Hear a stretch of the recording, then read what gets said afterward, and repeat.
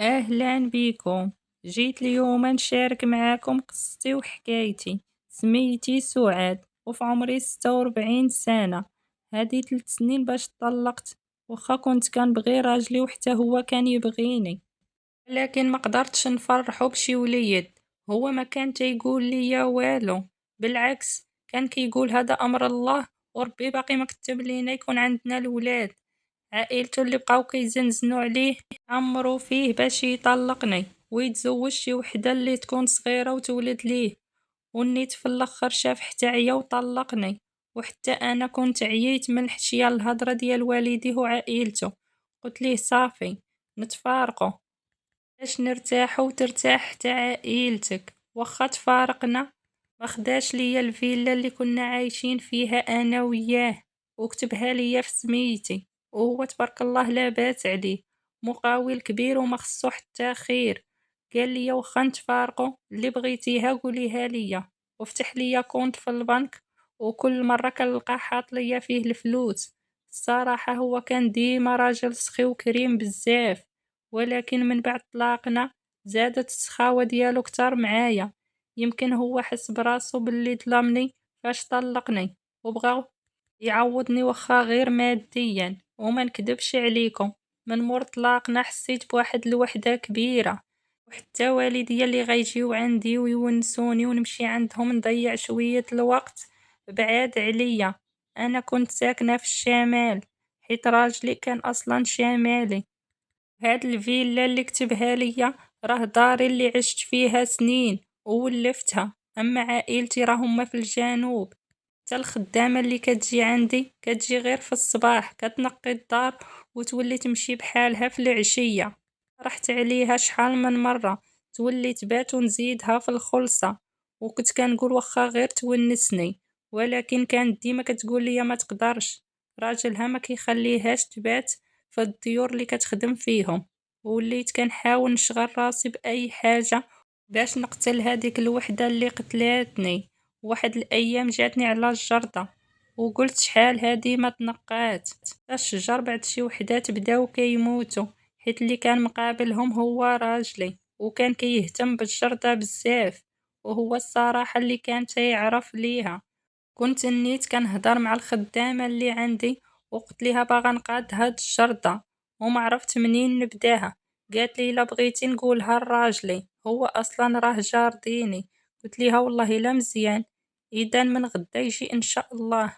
صافي لا غدا جات الخدامة وهو يجي معاها راجلها، راجل ظريف الصراحة. قال لي هاد الشرطة كبيرة وفيها النباتات زوينين، لكن راكي هملتيها بزاف والاكثريه ماتوا.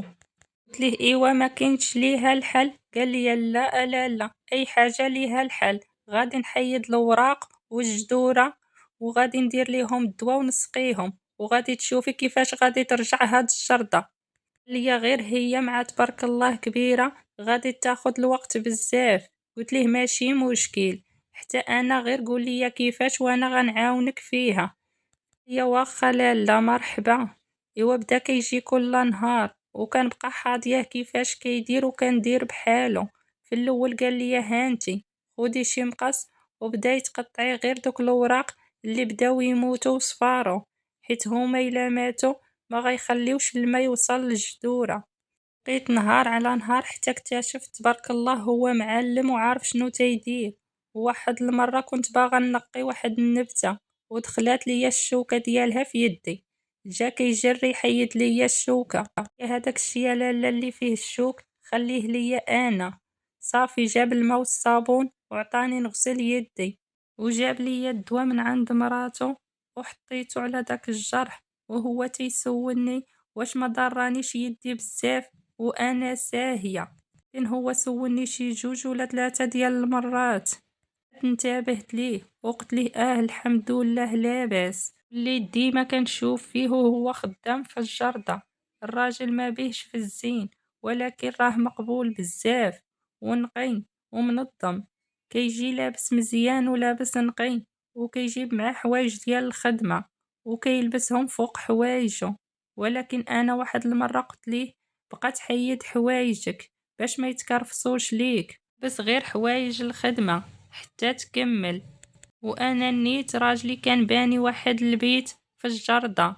قلت ليه هانتا دخل هنا وبدل. قال لي شكرا. واخا لالا دخل كيبدل حوايجو وانا بقيت كنفكر فيه، واخا الباب مسدود وما كنشوفوش وهو كيبدل، لكن تخيلته وشفته بالطريقة اللي كتشوف فيها المرا الراجل.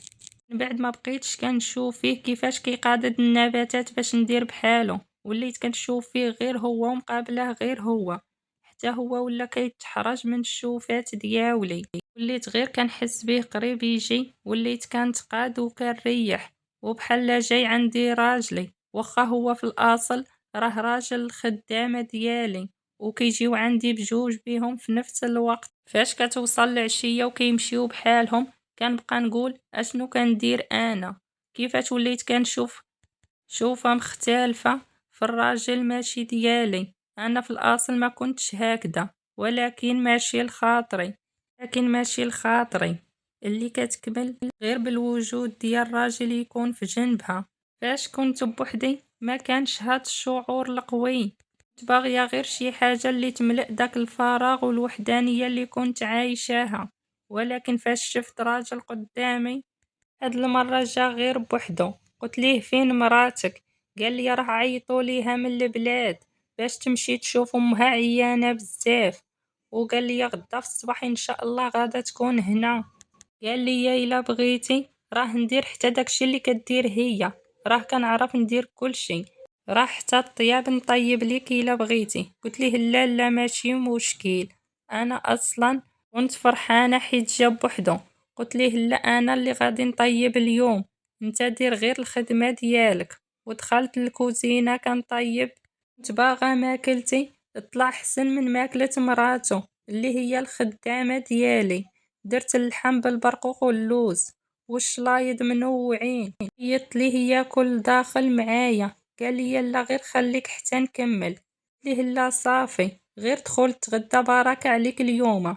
قال لي الله يرحم الوالدين لالا، لي غنبدل غير حوايجي وغنجي. قلت ليه دخل بعدا دوش. قال لي لا حتى للدار وندوش. قلت ليه بحال بحال، نتوما راكم دابا بحال عائلتي وانتوما اللي عندي هنا. ودخل الحمام ومشيت هزيت الفوطة باش نديها ليه، تفكرت باللي ما محطوطة حتى شي فوطة في الحمام، ودقيت عليه وقلت ليه خذ الفوطة وفتح الباب غير شوية باش ياخد الفوطة. وانا دفعت الباب حتى لقيت راسي في قلب الحمام.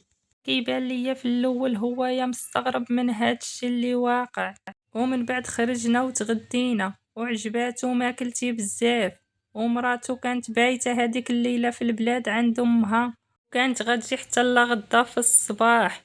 وانا كنت كبر منه ب6 سنين وهو كان في عمره 40 سنة. طلع النهار وخرج باش يقادد الجردة، جات مراتو مسكينة كان باين فيها الارهاق ديال الطريق، ديال الخلعة على ماماها. غير شافتني بقات كتقول لي سمحي لي غير جيت ومشيت، كان خاصني نقولها ليك الاول قبل ما نمشي. لكن راه جاتني الخبر ان الوالده مريضه بزاف وما لقيت كي ندير ليها في خاطري، راه انت اللي خصك تسمحي ليا، لقيت راجلك بايت عندي. قلت ليها كي بقات امك شويه؟ قالت لي اش غنقول لك راه باقا عيانه غير كدوز شي ايام بقات ليها وصافي. قلت ليها الله يشافيها. قلت ليها باينه ليا بلي عيانه، غاديه تكوني خرجتي بكري؟ قالت لي خرجت قبل من الفجر. قلت ليها وغير سيري ارتاحي اليوم حتى لغدا واجي. قالت لي الله يرحم لك الوالدين لالا. قالت لي الله يكتر خيرك. انا نيت صيفتها حيت كانت بانت ليا عيانه، ولكن كنت صيفتها كتر باش نبقى مع راجلها، حيت الوقت اللي كتكون فيه مع راجلها ما عندنا كيفاش نديرو نكونوا بجوج. وبانت ليا من السرجم باللي كتهضر مع راجلها ومشات، غير سد الباب من موراها وخرجت لعندو. قلت ليه كيفاش دابا غنديرو؟ غتبقى تجي مع مراتك وتمشيو بجوج بحال ديما؟ قال لي والله ما عرفت حتى انا. بقيت الليل كامل كنفكر في شي حل. غدا جاو في الصباح ومراتو بدات في الخدمه ديالها في الدار لداخل. قلت ليها واش ارتاحيتي شويه؟ قالت لي ارتاحيت الله يطول في عمرك اختي. وخرجت انا عند راجلها. قلت ليه بقيت كنفكر ولقيت الحل، قال لي اشنو هو؟ قلت ليه انت ومراتك دابا غير كاريين. قال لي كاريين. قلت ليه وها انت سكنوا معايا هنا في هذاك البيت اللي في الشرطة، بقاو فيه، وهذوك فلوس ديال الكرا زيدوهم فيكم. قال لي الصراحة فكرة مزيانة. مشيت انا وياه ودخلنا للدار باش نقولوها لمراتو، وهي مسكينة بكات من الفرحة. تخيلتش انها غادية تفرح حتى لديك الدرجة. قلت ليها فخاطري كون عرفتي هاد السبب الحقيقي كنتيش غادية تفرحي. صافي جابوا حوايجهم وقادوهم وجاو استقروا معايا. النهار كيدوز بحال ديما، وفي الليل كيتسناها راجلها حتى كتنعس تيجي لعندي، ويرجع عاوتاني عند مراتو قبل ما يأذن الفجر، حيت هي كتنوض دائما تصلي الفجر في الوقت. انا وليت مهلية فيهم بزاف، ووليت كنحاول بحال كنكفر على الذنب ديالي من جهة مراتو، لكن قد ما درت كنحس بذنب كبير، ولا كيبان ليا راسي حالي بحال اي مرا خارجة على طريق الله. وكانت هذه هي حكايتي، حكيتها ليكم باش تاخدو منها العبرة وما ديروش نفس الغلط ديالي.